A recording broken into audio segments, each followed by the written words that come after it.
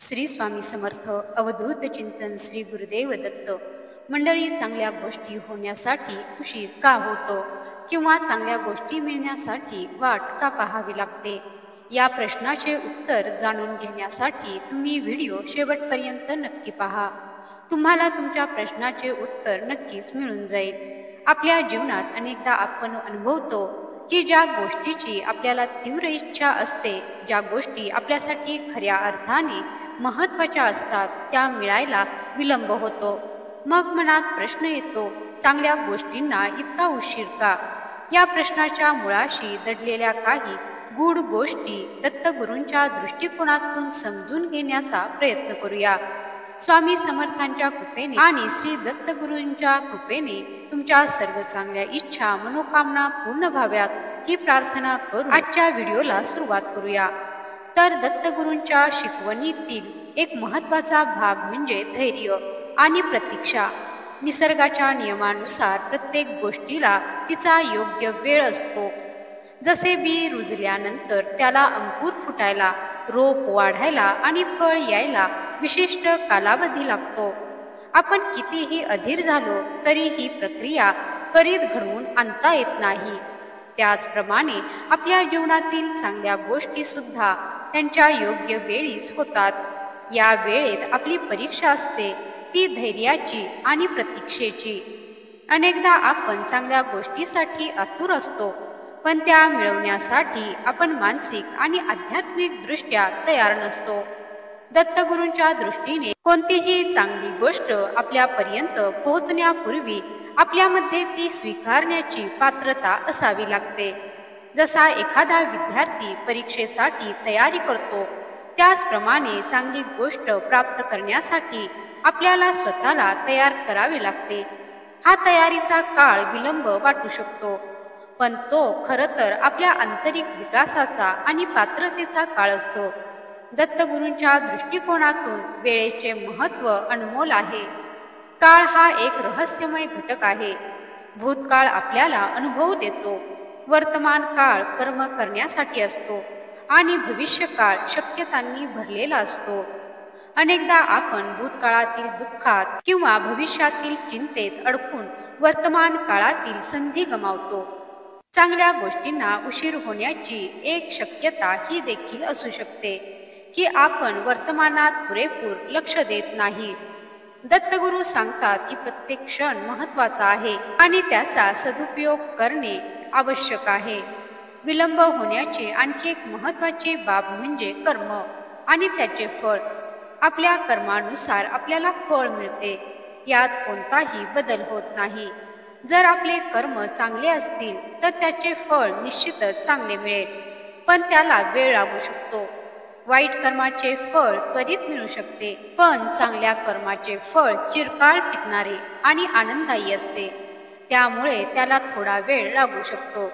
या वेळेत आपल्याला आपल्या कर्मावर विश्वास ठेवून सकारात्मक दृष्टिकोन ठेवणे महत्त्वाचे आहे.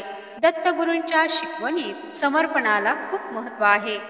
जेव्हा आपण स्वतःला पूर्णपणे ईश्वराच्या चरणी समर्पित करतो, तेव्हा आपण वेळेच्या बंधनातून मुक्त होतो. मग चांगल्या गोष्टी कधी मिळतील याची चिंता आपण करत नाही, कारण आपल्याला विश्वास असतो की जे काही होईल ते आपल्या भल्यासाठीच असेल. हे समर्पण आपल्याला मानसिक शांती देते आणि प्रतीक्षेच्या काळात सकारात्मक राहण्यास मदत करते. अनेकदा चांगल्या गोष्टींना उशीर होण्याचे कारण हे असते की त्या गोष्टी आपल्यासाठी योग्य वेळेत येत असतात.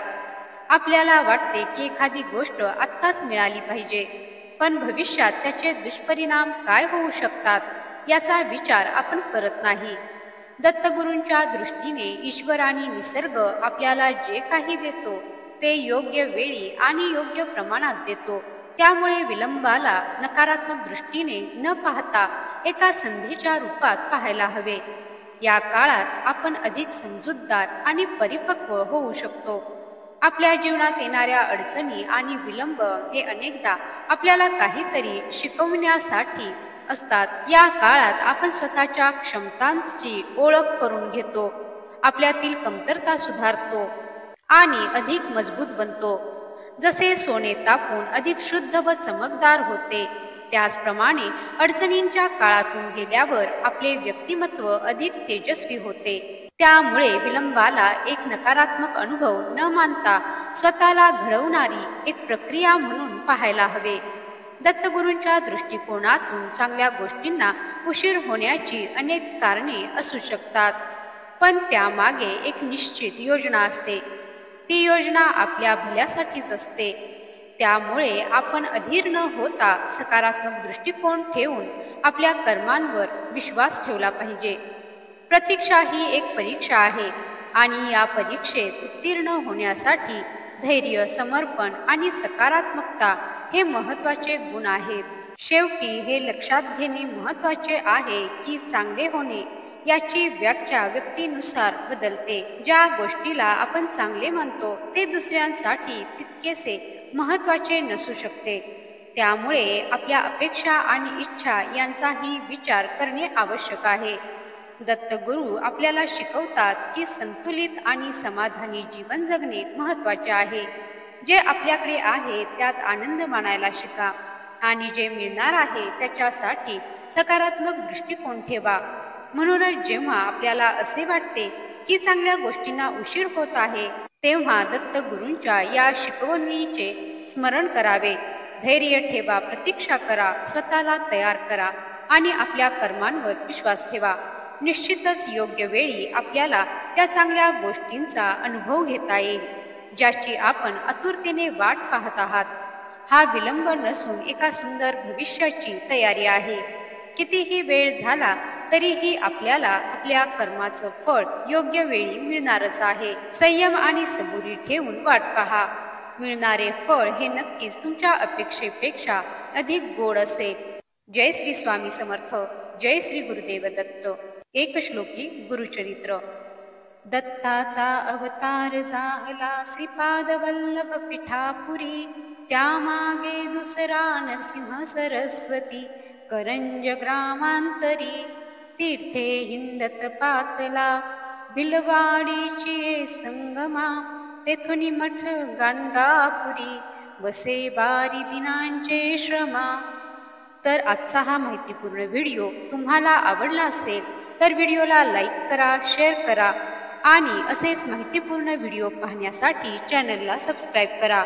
व्हिडिओ शेवटपर्यंत पाहिल्याबद्दल धन्यवाद. जय श्री स्वामी समर्थ. जय श्री गुरुदेव.